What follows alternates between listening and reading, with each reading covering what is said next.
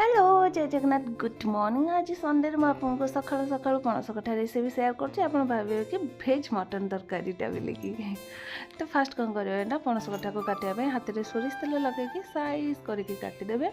आलू को मध्य चोपा छड़े साइज करके काटिदेवे।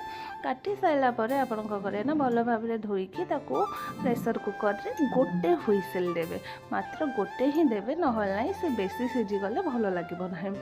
हुइसेल दबा भितर आम कौन करिया ना मसला रेडी करदे। अदा पियाज रसुण कंचा लंका जदि आप चाहिए टमाटर पकईकि ग्राइंडिंग करदे। ग्राइंडिंग कर सारा पर आपन कौन करेंगे ना गोटे कड़ाई रे सोरिष तेल टे पकेबे। ता सहित गोटी मसला पकेबे।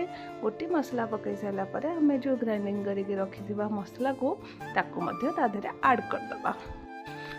ऐड कर सारा पर मसला को आम कौन करवा ना आम घरे जहाँ मसला अच्छी हल्दी लुण स्वाद अनुसार तो पकेबा कंपलसरी। ता देहरे जीरा गुंड धनिया गुंड लंका गुंड आउ जदि आप चाहिए ताहले मीट मसला ऐड करें।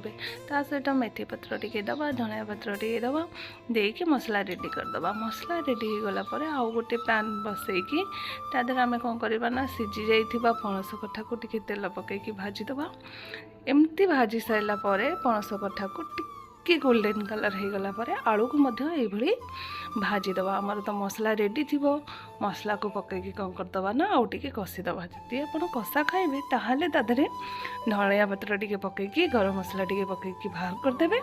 जदि तरकारी खाइबे ताहले तादरे आउ टिके पानी ऐड करदेबे। पानी गरम पानी ऐड करेंगे सादा पानी नहीं। तापर से फुटीगला तापर को आमर तरकारी रेडी हो गला। आपण मैंने कौन करेंगे ना मसला धनिया पत्र दे बाहर करदेवे। जदि आपण मो वीडियो भल लगी सब्सक्राइब करने भूलें। जय जगन्नाथ।